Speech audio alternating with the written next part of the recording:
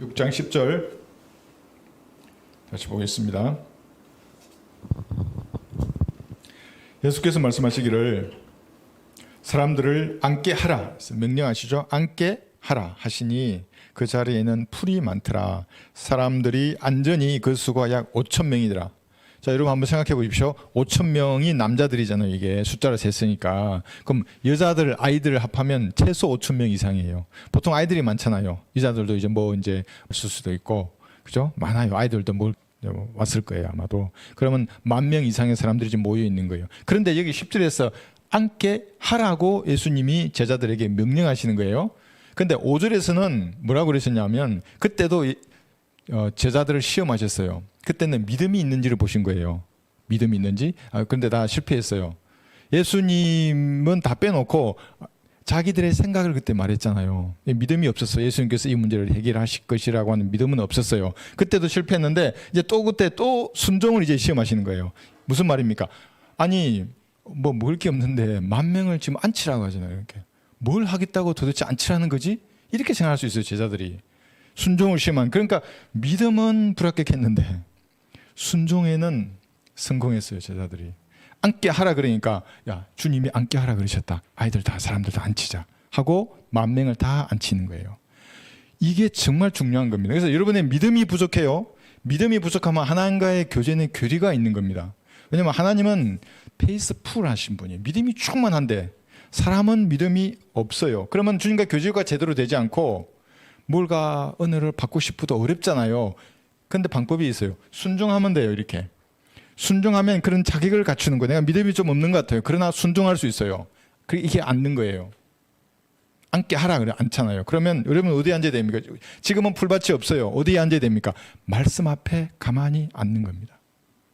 그래서 여기 써놨지만 군대에서 여기 어수선한 상황이 참 많잖아요. 이런 훈련 저런 훈련 막 복잡해요. 그러면 항상 제가 딱 가면 뭐부터 하냐면 동작 그만 앉아 하고부터 해요. 야전에 나가면 나갈수록. 실내는 그러지 않지만 야전에서는 막 산이고 골짜기고 얼마나 상황이 복잡해요. 하나의 방향으로 나가야 되는데 앉아 그런다. 이래서 앉아 그럼 탁 앉잖아요. 그 다음에 주목해요. 이렇게. 그럼 바로 탁 쳐다봐요. 지휘자를. 그럼 지금 상황 이러니까 이래 하자. 오케이 하면 네 그러면 바로 갈 수 있는 거예요. 앉아야 되는 겁니다. 우선. 어수선하게 일한다고 돌아다니면 믿음에서 다 이탈해요. 여러분 우리 교회 보셨잖아요. 얼마나 많은 분들이 오셨어요. 좋다고 왔잖아요. 와가지고 제 설교가 어쨌다 그러고 너무 좋아서 아이고 참 박제해 놓을 수도 없고 그렇게 말을 했다가 간증도 막 했잖아요. 여기서 몇 번을 간증했잖아요. 그럼 나갈 때는 그냥 간증 지워주세요. 그러면 그 간증에 수고했던 분들은 어떻게 되는 그 노력은 자기 혼자 간증하고 만 게 아니잖아요. 그러면 2분, 3분이 있어 만들고 다 했는데. 그러니까 왜 그런 일이 생기냐 하면 말씀 앞에 안 앉았기 때문에 그런 거예요. 내가 구원 받았어요. 여러분 구원 받았습니까? 확신을 딱 하시면 말씀 앞에 앉아야 돼요. 앉게 하라고 예수님께서 강제하셨잖아요. 그럼 뭔가 그래 말씀할 수 있는 건데 그러지 않고 10,000명이 한번 생각해 보세요. 3, 4, 5 모여가지고 자꾸 수다 떨고 있어요. 저기 떠들고 여기 떠들고 막 지들끼리 싸우고 예수님은 뭘 하실 수 있겠어요? 뭘 하실 수 있죠. 하나님이시니까. 그런데 혼란스럽잖아요. 무질서 가운데 질서에 하나님께서 하실 수가 없다는 거예요. 앉아 하는 거예요. 전부. 주목하면 탁 쳐다보잖아요. 그럼 바로 뭔가 말이 되는 거예요. 이게. 제자들이 훌륭했습니다. 이게 순종합니다. 그러니까 여러분 믿음이 부족하시더라도 갈보리의 피를 의지해서 주님 자백하며 용서해 주신다는 그 말씀을 의지해서 이 자리에 나왔습니다. 내 마음에 내 생각 가운데 있는 모든 불길한 것들을 예수님의 피로 이 시간 씻겨 주십시오. 정결하게 해 주십시오. 그리고 제게 은혜를 주십시오. 순종하는 거예요. 이게. 그러면 믿음이 비록 부족할지라도 주님께서 채워주시는 겁니다. 이게. 예. 그런데 믿음도 없는데 순종도 안 해. 그럼 내가 땡땡을 점검해 보라 그랬잖아요. 여러분 구원 받았는지 한번 점검해 보세요. 성경을 공부하지 않으면 믿음이 없어요? 예, 믿음이 없어요. 그런데 순종하기도 싫어. 아유 예수님 말하나 우리 김 부장 말하나 누구 말하나 유튜브에 누구 말하나 별 관심이 없어요. 경배 드리라 그러는데 경배하기 싫어요. 기도하라 이게 명령이에요. 찬양하라 하기 싫어요. 어디 가고 싶어요. 믿음도 없고 순종도 하기 싫으면 내 구원을 다시 한번 점검해요. 내가 가진 예수님의 피로 내 죄들이 용서받은 사실인데 그때 믿었는가? 눈치 보고 그냥 하라 해서 한다 하지 않았는가? 영적 기도를. 예. 그렇게 저기 해놨죠 여기. 그래서 예, 자격과 이 순종의 시험에서 이기는 자격을 갖춘다는 것인데 그것이 구원받았다 그러면 이렇게 하는 거예요. 이루라 그랬잖아요. 이것도 명령이에요. 하나님께서. 휘트니스 센터를 꼭 생각해 보세요. 가서 열심히 운동하잖아요. 30분 뛰고 유산소 운동을 하고 뭐 있어요. 또 역기 들고 뭐 이렇게 여러 가지 운동하잖아요. 그러듯이 구원받은 그리스도인은 내가 구원받았어요. 가만히 내버려두면 이제 배가 나온다고 그냥 이렇게. 그러니까 운동해서 이렇게 하고 근육을 만들듯이 그리스도인으로 만들어야 돼요. 이루라는 거예요, 이게. 얼마나 고민했겠어요. 이 번역자는. 그런데 워크아웃 그래서 나타내라. 도대체 뭘 나타내란 말이에요. 그죠? 예. 그리스도인은 자신을 나타낼 게 아무것도 없어요. 사도 바울은 배설물로 여겼어요. 자기가 아는 지식뿐만 아니라 자기 자신도 하나님의 은혜가 아니면 자기는 살 수 없다고 말했는데 뭘 나타내는 거예요, 하나님 앞에. 인간의 마음속에는 죄밖에 없는데 뭘 도대체 나타내는 거예요. 이루어야 하는 겁니다. 구원받은 그리스도인에게 말하는 겁니다. 예. 그렇게 이해하시면 좋겠습니다.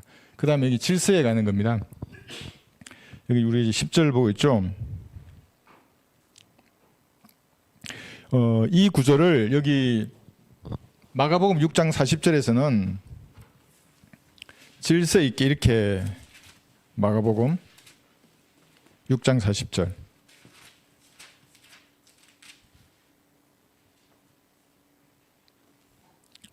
39절부터 보시면 주께서 제자들에게 명하여 사람들을 두 때를 지어 푸른 풀밭에 앉게 하시니 와 예수님이 그러니까 제가 이거 보고 야전의 중대장 같아요. 딱 이 보세요. 두 때를 지은다 하잖아요. 그들이 100명씩 혹은 50명씩 때를 지어 앉더라 했어요. 이게 뭐냐면 군대의 지휘관이 첫 번째 해야 될 게 뭐냐면 조직을 편제해내야 되거든요. 이렇게 30명을 할 건지 50명을 할 건지 그룹을 딱딱딱 지는 거예요. 이게 질서예요. 그래야 뭔가 되는 거예요. 무질서하면 아무것도 없어요. 그냥 질서예요. 질서. 그래서 성경에는 무질서하는 사람을 훈계하라 그래요. 사도행전 5장 14절에 한번 볼까요? 데살로니가전서 5장 14절. 여러분 가정에도 질서가 있지 않습니까? 예, 무질서한 사람은 훈계해야 됩니다. 앉아봐 알겠어요. 교회에도 질서가 그래서 있습니다. 어느 조직에나 질서가 있는 겁니다. 군대의 질서는 더하죠. 죽을 때도 각을 맞추고 죽으라잖아요. 그 정도로 오와 열 중요한 겁니다. 14절 데살로니가전서 5장 14절. 형제들아 너에게 권고하노니 무질서한 자들을 훈계하며 이랬어요. 낙담한 자들을 위로하고 약한 자들을 붙들어주며 모든 사람에게 오래 참으라 했어요. 무질서해버려 이게 이제. 예, 훈계해야 됩니다. 이리 와라. 그렇게 하면 안 되는 거다. 이렇게 질서 있게 합니다. 데살로니 후서 3장 여기 6절에 보시면 멀리 해야 돼요. 이거를. 데살로니가 후서 3장 6절 형제들아 우리 주 예수 그리스도의 이름으로 너희에게 명하노니 무질서하게 행동하고 너희에게서 받은 전통을 따라 행하지 않는 모든 형제를 멀리하라 그랬어요. 예. 모국어 성경의 권위를 부인하잖아요. 멀리해야 될 사람이에요. 그래서 제가 오늘 어떤 형제에게도 더 이상 교제 내 전도지 다 내리라 그랬어요. 예. 표준 킹제임스 성경을 믿잖아요. 그럼 나하고는 교제하지 않는 거예요. 교제 안 할 거예요. 예. 그럼 내 전도지 쓰지 말아야죠. 왜 제 전도를 쓰는 겁니다. 내리라고 그랬어요.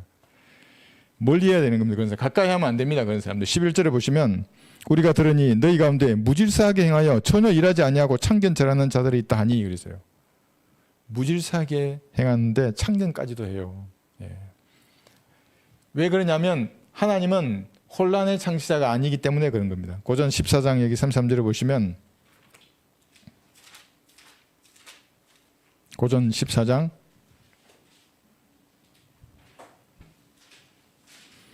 33절 가장 혼란한 데가 어디에 있습니까 여러분? 예, 지옥이 가장 혼란한 곳입니다. 불못은 혼란의 끝판왕일 거예요. 얼마나 혼란스럽겠죠. 생각해 보세요. 이제 다 안 거예요. 자기가 이 불못에서 영원히 고통받아야 한다는 걸. 가만히 있지도 않아요. 불길에 따라서 올라갔다 내려왔다 하잖아요. 환한 저 새하늘과 새 땅을 바라보는데 얼마나 혼란스럽겠어요. 각양각색의 사람들이. 이는 성도들의 모든 교회에서와 같이 하나님은 혼란의 창시자가 아니라 화평의 창시자이심이니라. 혼란의 창시자가 아니기 때문에 우리 한글 킹제임스 성경이 1990년도, 94년도에 이제 신구약이 나왔잖아요. 한 가지 권위를 주신 거예요. 두 가지 권위, 세 가지 권위를 준 뭐 이게 혼란의 창시자예요. 하나님은 그런 게 아니라고요. 표준 킹제임스 성경이나 함정역은 하나님과 무관한 성서들이에요. 그것은. 그죠? 예. 골로새서 2장 5절에 보시면 질서가 믿음과 관련이 있습니다. 여기 보세요. 골로새서 2장 5절. 골로새서 2장 5절. 내가 비록 육체로는 떠나 있으나 영으로는 너희와 함께 있어 기뻐하며 너희의 질서와 그리스도를 믿는 너희 믿음의 굳건함을 보노라. 믿음을 보는데 질서를 같이 보는 거예요. 그죠? 그러니까 무질서한 교회다 그러면 성령께서 함께 하는 데가 아니에요. 질서가 딱 있어요. 이렇게. 근데 그게 무슨 강압적으로 하는 게 아니라 자발적으로 질서를 유지하는 거예요. 성도와 성도 사이에 자발적인 거예요. 그게.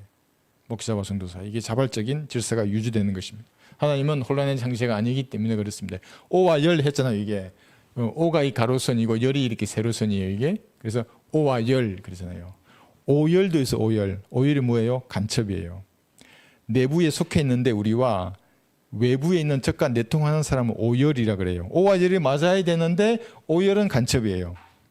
성경도 오열이 쓰는 성경 성서가 있다고요. 이렇게 구원을 나타내라 그러고 뭘 나타낸다 그랬어요. 아까 내가 말했잖아요. 똥배를 나타내는 게 아니라고 집어넣고 근육을 키워서 이루어야 하는 거지 몸. 그죠? 예. 그럼 소유는 구원의 손은 하나님 거라 그랬잖아요. 이것은 오열의 성서예요. 예. 그 다음 보세요. 이거 또 앉아 이거 나왔잖아요. 그죠? 앉게 하라 그랬잖아요. 그러면 그리스도인들은 말씀 앞에 가만히 앉아서 기록된 말씀이 나에게 역사할 수 있도록 시간을 꼭 만들어야 됩니다. 앉아라 그럽니다. 그러지 않고 계속 뭐 일하러 가요. 구령하러 간다고 뭐 또 이렇게 끌고 나가고 애들 끌고 나가고 집안일을 좀 소홀히 하고 이렇게 시작이 되면 이 성경적인 믿음을 행사할 수가 없어요. 그러니까 믿음이 이제 점점점 흔들리는 거예요. 이게 한 달, 두 달 싸면 어떻게 돼요? 이제 우리 교회 설교를 들을 수가 없어요. 그러니까 어떤 일을 하러 동참하는 것보다 이 말씀이 나에게 역사하도록 이 말씀 앞에 앉아야 된다고요. 그 시간이 있느냐 없느냐 제가 모르잖아요. 근데 나가는 거 보면 이제 아는 거지. 이제 폭행 찾아가고 헌킹 찾아 저리 갔어요. 그럼 내가 아는 거지. 저분은 도대체 이 교회에 왜 왔는가? 내 얼굴 보러 왔나? 내 목소리 들으러 왔나? 여기에 무슨 그 유익이 있어요? 아이고 참. 근데 그때는 내가 좋아 보여도 시간이 지나면 인간이 뭐 거기서 거기지. 50보 100보 아니에요. 말씀을 보고 와야지 우리 교회 올라면 이 말씀이 뭐라고 말하는가? 다 실망하죠. 누가 여기 오면 실망 안 하겠어요? 예수님 와도 실망할 거예요 아마도. 예수님 항상 자기 마음만 이렇게 오냐 이렇게 있어요? 어떨 때는 훈계하고 책망하고 그냥 막 이 뱀들의 독사들의 세대에 이러시는데 어떻게 앉아 있겠어요? 그래서 마지막에 예수님 목회를 잘 하시다가 마지막에 몇 명 남은지 한번 잘 보세요. 그게 성경적 사역이라는 겁니다. 떠나간다고 해서 제가 뭐 마음 아쉬운 게 전혀 없습니다. 여기 있죠. 이사야 30장 15절 한번 보세요.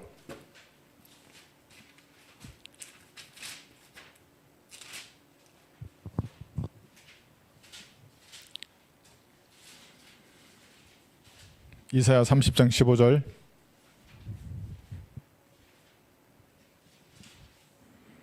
주 하나님 곧 이스라엘의 거룩하신 분이 이같이 말하노라. 너희가 돌이켜서 쉬면 구원을 받을 것이요 조용히 함과 신뢰함 안에서 너희의 힘이 있을 것이나 너희가 원치 아니하고 말하기를 아니라 우리가 말을 타고 도망하리라 하였으니 너희가 도망할 것이요 우리가 빠른 것을 타리라 하였으니 그러므로 너희를 쫓는 자들이 빠르리라. 쭉 말씀하시는 게 조용히 함과 신뢰함. 말씀 앞에 앉을 때 생기는 거예요. 말 타고 어디 가봐요. 구령하러 어디 간다 그러고 어디 계속 가요. 앉아요. 말씀 앞에. 안 된다고요. 믿음으로 뭘 행할 수가 없어요. 이게 마귀와의 전쟁은 장기전입니다. 여러분 오늘 싸우고 내일이면 끝난 게 아니에요. 그게 더 어려운 거예요. 일상의 생활을 그리스도인으로 사는 게 더 어렵다고요. 화영대에 불타 죽는 거는 그냥 죽으면 돼요. 그날. 근데 내일은 아침에 또 뜨면 일상을 시작해야 된다고요. 아침에 일어나서 뭐 하십니까? 밥 해야 되고 청소해야 되고 아이들 챙겨야 되고 또 어르신들이 있잖아요. 또 직장 가면 또 해야죠. 이 가운데 그리스도인 삶을 유지하려고 그러면 어떤 행태로든지 시간을 내서 말씀 앞에 앉아야 된다고요. 조용하게 앉아서 이걸 신뢰하는 거예요. 이 기록된 말씀을 믿는 믿음이 반드시 필요하다고. 근데 그렇지 않고 제가 봤어요. 유튜브에 보니까 어디 뭐 기도원 또 무슨 목사 그러면 계속 감정만 동요시키는 사람들이. 감정이란 건 그게 이제 잘 표현해서 한국 사람들 끓는 냄비라고요. 가스불 해봐요. 보글보글 끓으면 얼마나 뜨겁고 좋아 보여요. 그게 불 탁 꺼버려요. 그게 양은 냄비. 좀 있으면 어디 갔어요? 이게 없는 거예요. 그게 감정이라는 겁니다. 그러니까 사실 믿음 느낌할 때 믿음으로 산다는 게 그리스도는 그거라고요. 내 믿음을 뜨겁게 할 수 있는 유일한 길은 성경을 읽는 거예요. 조용히 앉아서 무릎 꿇고 읽으면 그러면 좋고, 그렇지 않아도 괜찮아요. 편안하게 앉아서 말씀으로 내 안에 들어올 수 있도록. 그러면 내 안에서 말씀이 역사하게 되는 겁니다. 예, 그런 시간이 반드시 필요한 겁니다. 시편 23편 1, 2절.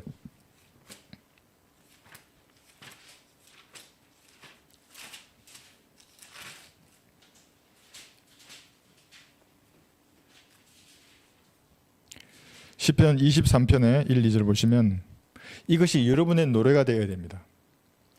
주는 나의 목자시니 내가 부족한 것이 없으리로다. 그가 나를 푸른 초장에 눕게 하시며 잔잔한 물가로 나를 인도하시는도다. 말씀 앞에 앉을 때 이런 노래를 부를 수 있다고요. 말씀을 듣고 이제 세상을 일하러 나가잖아요. 뭐 복음 전한다고 전도지 들고 다 팽개치고 나가죠. 어디서 이런 노래를 부를 수 있어요? 잔잔한 물가로 나를 인도하시는도다. 이렇게 하고 그 다음에 생기는 열정으로 그렇게 할 수 있어요. 근데 이게 문제라고요. 그래서 우리 형제자매들 보면 일 좀 그만하라 그러잖아요. 제발 일 그만하라고, 제발 남한테 이 일한다고 말하지 말라고. 그런 말. 앉아서 조용하게 하나님을 신뢰하는 시간이 필요한 겁니다. 여기 있죠. 그러지 않으면 들나귀의 기질이 바로 나와요. 들나귀의 기질 아시죠? 밤만 되면 코가 킁킁킁한다고요. 들나귀들이 나오고 싶어서. 정욕대로 향하고 싶은 게 인간이 그냥 스물스물 올라온다고요. 그러나 말씀을 탁 보면 나오는 것도 싹 들어가요. 이게. 그래서 말씀 앞에 앉아라 이렇게 말하는 겁니다. 11절 볼까요? 요한복음 6장 11절. 그래서 여러분 경건의 시간 뭐 예전에 많이 했잖아요. 여러분 대학 다니거나 할 때에 어디에서나 좋아요. 어플도 좋고 소책자도 좋고, 요즘은 또 제 설교 들으시는 분 많더라고. 양치할 때도 들으시고 아침에 일어나면 들으시고. 저도 들어요. 힘이 있잖아요. 탁 나잖아요. 그렇게. 그리고 가능하면 조용하게 성경을 펴서 성경이 나에게 들어오도록 말씀이, 그런 시간을 꼭 가지시기를 바랍니다. 요한복음 6장 11절. 예수께서 빵을 가지고 감사드리신 후, 빵이 몇 조각이에요? 2조각이에요. 사람은 몇 명이에요? 10,000명이 넘어요. 이게 감사할 조건입니까? 아니, 빵이 5,000개는 돼야지 반쪽 잘라서 반 먹으라도 감사할 거 아니에요. 어떻게 2개 가지고 감사를 드는데 예수님 감사하셨어요. 우리에게 본받으라는 겁니다. 이게. 아우 나는 대식가인데 이 고기 100g 먹으러 안 되는데 이게 됩니까? 감사하라고요. 그러면 100g 먹어도 배가 불러요. 한번 해보세요. 제자들에게 나누어 주시니 제자들이 앉아 있는 사람들에게 나눠 주더라. 또 물고기도 같은 방법으로 그들이 원하는 만큼 나눠 주더라. 그래서 첫 번째가 감사합니다. 여러분 감사하십니까? 예. 감사가 삶을 얼마나 변화시키는지는 제도교회 목사들 설교 들어보세요. 계속 감사를 얘기해요. 감사하라. 이것도 명령이잖아요. 이게 뭐냐면 순종이에요. 내가 믿음이 없어. 감사하면 뭔 일이 일어나는지 잘 모르겠어. 그러나 감사해 보세요. 순종해서 한번. 하나님 감사합니다. 아침에 먹을 게 없어요. 감사해 보세요. 그럼 배가 꼬르륵 할 때 내 세포가 살아나는 거예요. 하나님 그렇게 해주셔서 감사합니다. 해보세요. 한번 그렇게 감사를. 감사하죠. 여기에. 자, 이 감사가 세워보세요. 여기 사무엘상을 했는데 한번 볼까요? 사무엘상 17장 여기 40절에서 우리 다윗의 물매예요. 사무엘상 17장 40절.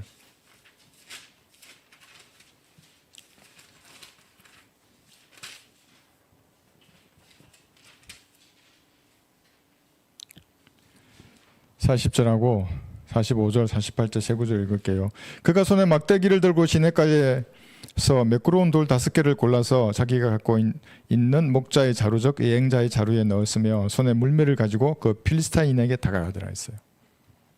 아주 작고 보잘것없는 거예요. 그러나 이걸 자신의 무기로 가지고 가는 거예요. 45절 보시면 그때 다윗이 그 필리스타인에게 말하기를 너는 칼과 창과 방패를 가지고 내게 오지만 나는 만군의 주의 이름 즉 내가 모독한 이스라엘 군대의 하나님의 이름으로 내게 가노라 했어요. 이게 성경들을 믿는 사람들 얼마나 바이블 빌리브라는 자들이 많아요. 모국어 성경을 파괴하면서도 바이블 빌리브를 해요. 그건 영어 성경을 믿는 바이블 빌리브, 우리하고 상관없는 사람들이에요. 48절 보시면 그걸 필리스타인이 일어나서 다윗을 마주하려고 가까이 오자 다윗이 서둘러 그걸 필리스타인을 마주하여 진영을 향하여 달려가더라 했는데, 골리앗이 지금 다윗하고 싸우려고 나오는데 뭘 까먹었어요. 골리앗이 너무나 자기는 거대하잖아요. 그리고 방패, 칼, 갑옷 다 입었잖아요. 그러니까 꼬맹이가 나오는 거예요. 돌멩이 돌리면서 이렇게 나왔겠지. 그러니까 뭐 했어요? 자기 육신을 묶고 투구 같은 건 안 쓰는 거예요. 군대도 그래요. 군대 교만한 사람일수록 투구를 안 써요. 이 철모를 항상 혼낸다고요.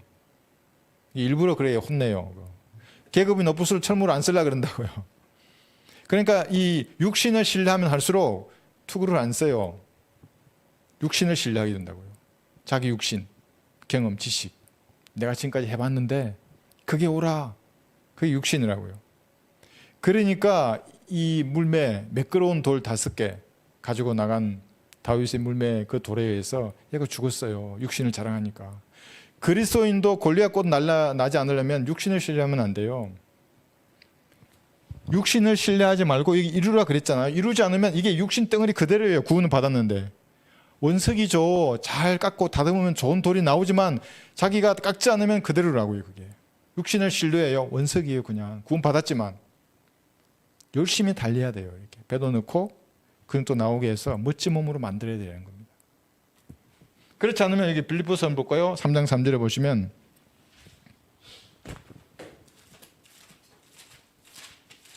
빌립보서 3장 3절.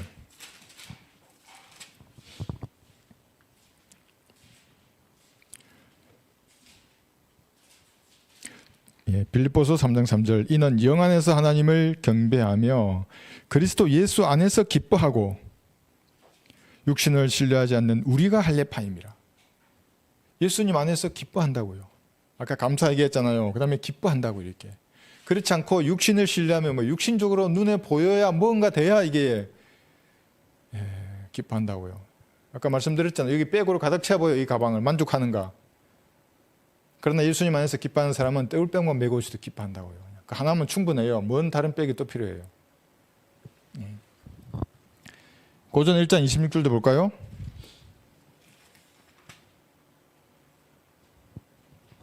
고전 1장 26절. 형제들아 너희는 너희의 부르심을 보라. 부르심을 받은 자들은 육신을 따라 지혜로운 자가 많지 않고 권력 있는 자도 많지 않으며 좋은 가문에서 태어난 자도 많지 아니하니라. 이것이 그리스도인들이에요. 우리가 그렇다고 해서 주눅들거나 뭔가 부족하거나 불평할 일이 전혀 없어요. 왜냐하면 나는 영원한 생명을 가졌어요. 하나님께서 선물로 주셨다고요. 구원을 너희 구원이라 해서요. 받았다고요. 구원을. 그 부르심을 원하는 겁니다. 여기서 사실은 하나님이 역사할 수 있는 겁니다. 이 작은 것에서 여러분의 작은 몸을 하나님께 드리잖아요. 그러면 골리앗 같은 거대한 교단을 쳐부순다고요. 거대한 교주권이 흔들린다고요. 하도 제가 이렇게 소리치니까 저처럼 설교하는 목사도 진짜 있더라고요. 누가 알려주셨어요. 저처럼 제 스타일대로. 판수도 비슷하게 하더라고요.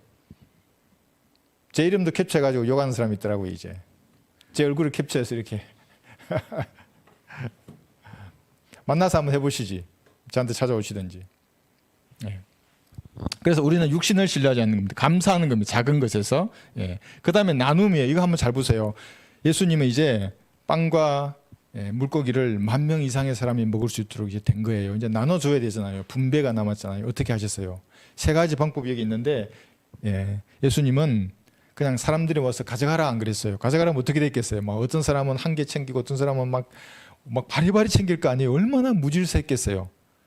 한 끼 이거 안 먹으면 다음 끼 어떻게 될지 모르는 사람들인데 막 2끼, 3끼를 챙겼지 않겠어요. 예수님 그거 아시니까 그것도 안 했어요. 그 다음에 뭐냐면 예수님이 직접 사람들에게 나눠주지도 않았어요. 어떻게 10,000명은 나 혼자서 다 나눠줘요? 말이 안 되잖아요. 그죠? 혼란했을 거예요. 그때도 막 서로 그냥 막 뺏으려고. 무리를 다 나누게 한 다음에 예수님이 제자들에게 나눠준 거예요. 그러니까 제자들이 사람들에게 나눠준 겁니다. 이 제자들이 누구냐 하면 그 당시는 당연히 예수님의 제자들이었죠. 지금 교회 시대는 바로 여러분들이라고요.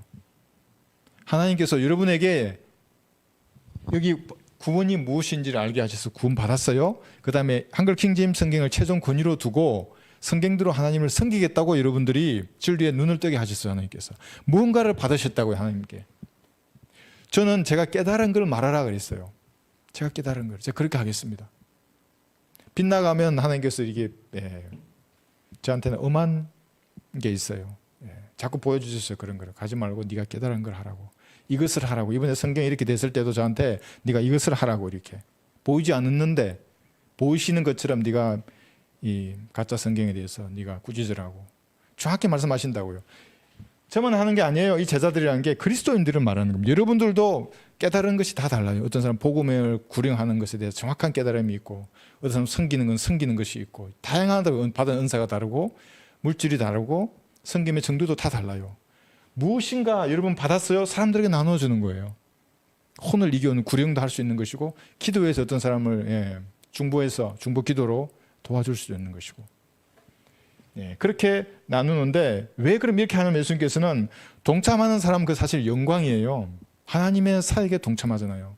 여러분들 마찬가지예요. 우리 지금 저랑 교제하는 형제자매들 중에 구령하지 못하는 분들이 없어요. 전도지를 안 나눠주는 분이 없어요. 그냥 편안하게 신앙생활을 하려고 제게 연락하시는 분은 아무도 없어요. 성경대로 하나님을 섬기려고 그러고 은혜의 복음 전도지를 들고 나가서 울며 씨를 뿌리려고 하는 분들이 연락 주는 거예요. 그러면 동참하는 거예요. 얼마나 많은 사람들이 흙이 져서 지옥으로 가고 있어요. 무슨 폭행이니 헌행이니 또 뭐 있어요. 무슨 이상한 성경들 얼마나 많아요. 영적 그 기근의 시대라고 이때. 이 성경만이 한국 사람들은 최종 구원입니다. 무슨 나타내라 그러고 말이야. 너희 구원이라, 너희 소유의 구원이라 그러고 동참하셔야 하는 겁니다. 이렇게. 여기 원하는 사람, 이제 원하는 대로 주시거든요. 예수님께서. 제가 그래서 창세기 18장 32절 들었잖아요. 이때는 한번 생각해 보세요. 아브라함하고 하나님하고 대화를 하는데, 아브라함은 롯 자기 조카와 가족들이 염려가 되잖아요. 그러니까 50명 말했다가 원하는 대로 해줘요. 아이고 주님 40명만, 30명만, 20명만, 10명만 있으면 거기까지 원하는 대로 해준다고요. 그러는데 여러분도 마찬가지입니다. 여러분의 그 반대 숫자로 여러분이 주님께 축복을 간구할 때도 마찬가지예요. 마찬가지라고요. 주님과 교제 가운데 그리끼는 것이 없으면 얼마든지 구할 수 있어요. 원하는 대로 주시는 겁니다. 그래서 이 그리스도인들이 여기 다음 구절에서 우리가 하겠지만 이루어야 돼요. 이렇게. 주님께서는 여러분을 통해서 사람들에게 무엇인가를 주기를 원하시는데 여러분들이 아무것도 하지 않잖아요. 여기 나타내라 아니에요. 이루어야 돼요. 아무것도 하지 않잖아요. 그러면 어떻게 되냐면 빈손으로 하나님 앞에 설 텐데 이게 영원한 빈손이에요. 이해하기 어려우시면 빈잔이로 생각해서 빈잔, 영원한 빈잔이에요. 하나님이 이 땅에서 뭔가 잔을 채워주는데 빈잔이에요. 그리스도 심판석에 가서도 빈잔이에요. 그런데 어떤 사람은 12강조리를 분명히 남아요. 이게 영원한 12강조리예요. 사람은 다 빈손으로 왔잖아요. 맨손으로.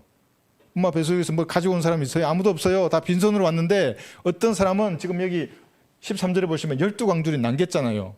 예수님이 주시는 걸 받았는데 숨겨버린 사람이 아니라 이걸 다시 사람들을 위해서 쓴 이 사람들은 12강조리를 남긴다고요. 근데 이거는 영원한 12강조리예요.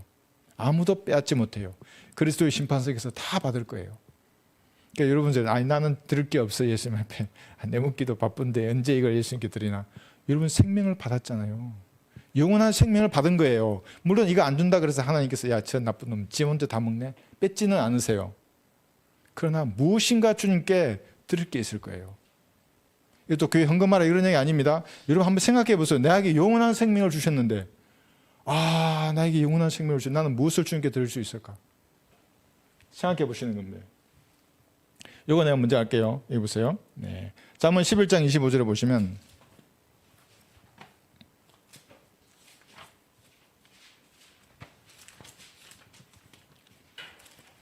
잠언 11장 25절.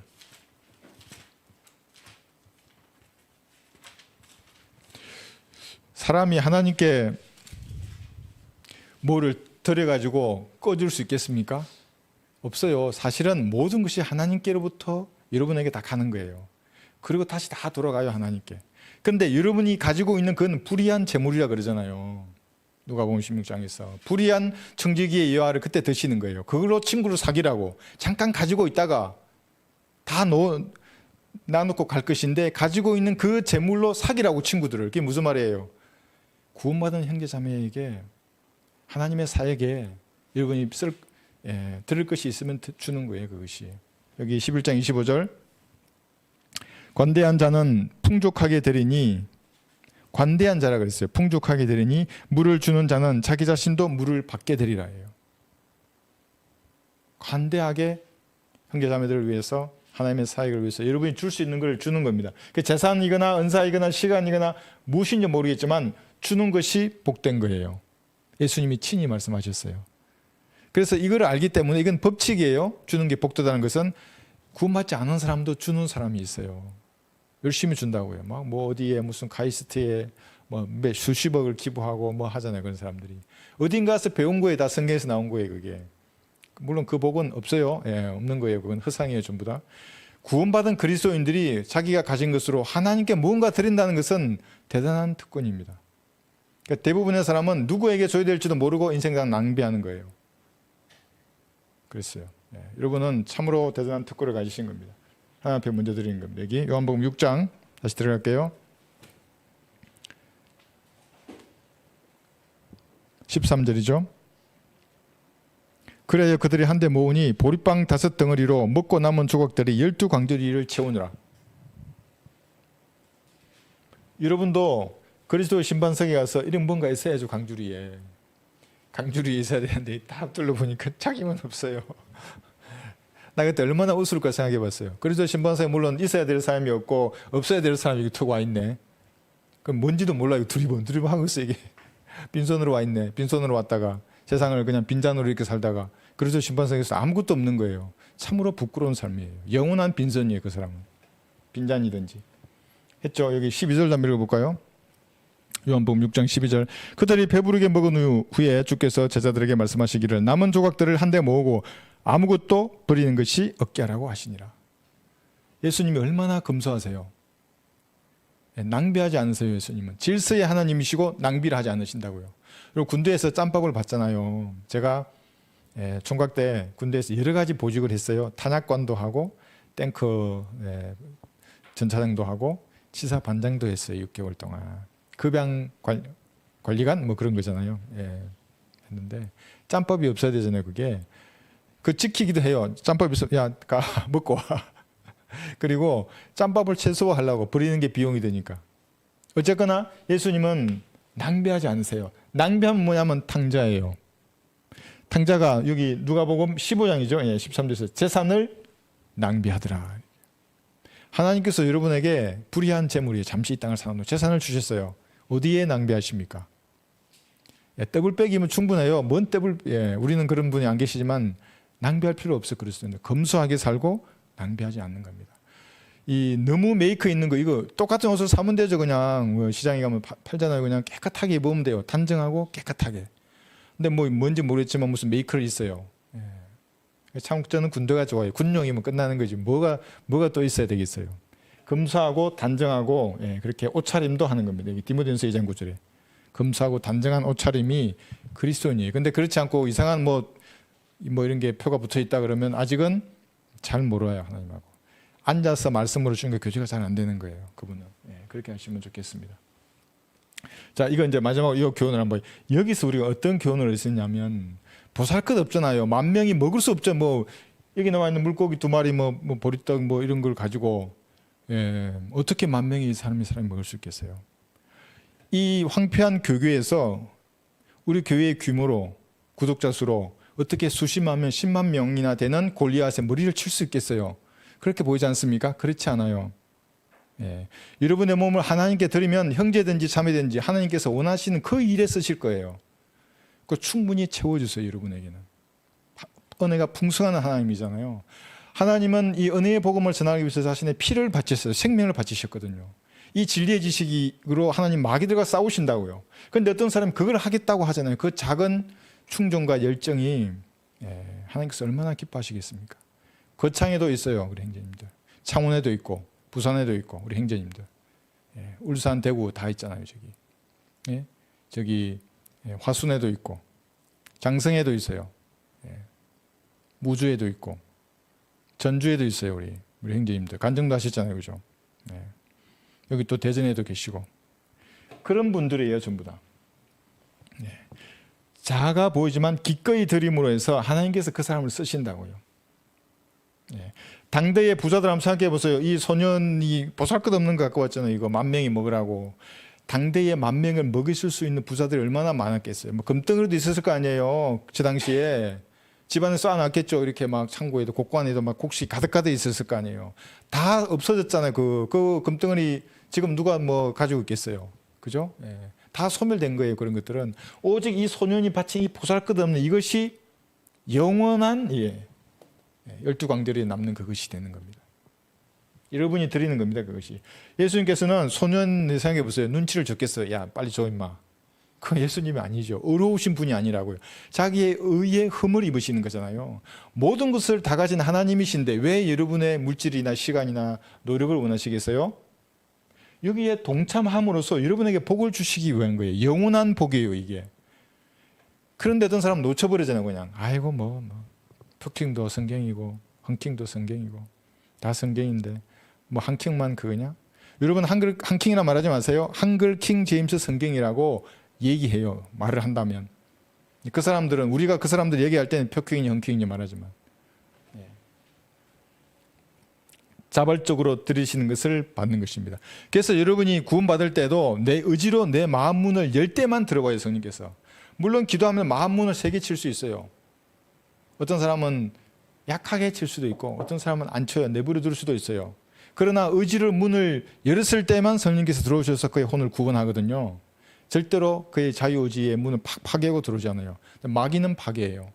이런 마귀적인 것을 계속 보잖아요. 계속 접촉하잖아요. 술을 계속 먹잖아요. 그럼 나중에 술이 술을 먹는단 말이 그 말이에요. 마귀가 그 사람의 의지를 완전히 장악해버려요. 그럼 의지가 점유당한 마귀의 종이 되는 겁니다. 어떤 범죄자들은 그러잖아요. 내가 어젯밤에 무슨 짓을 했는지 모르겠다고. 모르지. 마귀가 완전히 장악했다고요. 그러니까 그런 마귀가 어떤 사람을 장악해버리면 자살하게 만들다든지 범죄 죄를 짓게 만든다든지 마약을 하게 한다든지 갖가지 죄가 거기서 일어나는 겁니다. 여러분은 자발적으로 하나님을 섬기는 겁니다. 하나님께 드리는 겁니다. 여기 두 가지 있어요. 성경에서 회개라는 단어가 나온 구절이 여기 있어요. 어카운트예요. 회개. 회계가 여러분 아시죠? 부기 했잖아요. 여러분 가계부 기업할 때 그거예요. 그게 손익계산서. 그러면 수익 비용을 적는다고요. 수익이 얼마이고 비용이 얼마이고 그럼 탁 이렇게 나오잖아요. 이게 그리스도의 심판석에서 여러분이 회개할 거예요. 하나님하고. 재무제표도 있어요. 자산이 얼마이고 부채가 얼마이고 이렇게 하잖아요. 이게 그건 재무의 상태를 나타내는 거고 손익계산서 이게 회계학이에요. 이게 배워야 어떤 사람은 4년 동안 배우고 하잖아요. 하나님 앞에서 구원받은 이후에 회개할 거예요, 여러분. 이루라 그랬잖아요. 얼만큼 이루셨어요? 얼만큼 원석을 깎았어요? 하나님 보시기에. 얼만큼 살을 뺐냐고. 영적인 살을 말하는 겁니다. 이게 또 그런 살 아니에요. 주님 보시기에 합당한 삶을 살았냐고요. 빌립보서 4장 17절 두 구절 읽고 오늘 마칠게요. 한번 보세요. 빌립보서 4장 17절.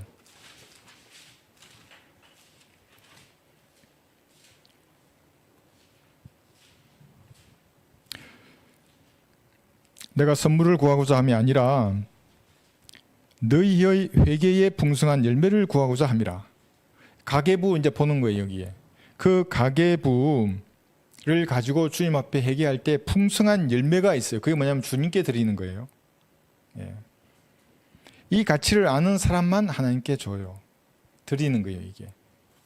그 다음에 히브리서 4장 13절. 그래서 이것은 그리스도의 심판석에서 그대로 진짜 회개할 거예요. 하나님께서 그래서 회개학을 만드신 거예요. 야 보라고. 회개를 언제 한 줄 아냐. 진짜 회개는 그리스도의 심판석에서 구원받은 그리스도인들을 모아놓고 하나님께서 수익과 비용을 보시는 거예요. 네가 이런 짓을 했구나. 오, 네가 이렇게 상받을 일을 했구나. 그래 했는데 플러스 마이너스 해보니까 빵이야, 빵. 빈손이야, 빈손. 어떻게 할 거예요, 그러니까.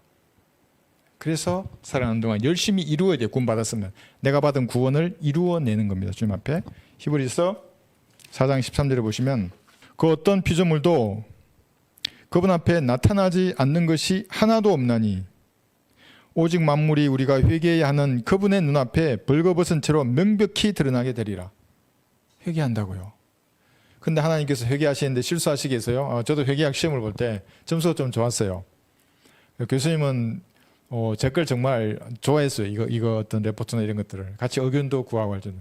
시험 시작하면 1시간 끝날 때까지 계산기만 두드려요 정말.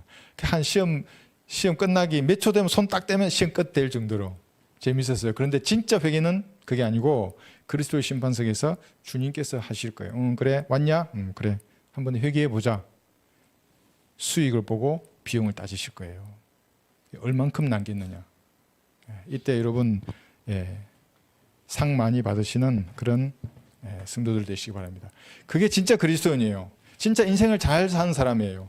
그러니까 여기 이 땅을 사는 동안 좀 부족해 보일 수 있어요. 사람들이 보기에. 너희의 부르심을 보라 그랬잖아요. 그러나 그리스도의 심판석에서 웃는 사람이 가장 웃는 사람이에요. 최후의 승자입니다. 그 사람이. 그런 그리스도인들 되시기 바랍니다.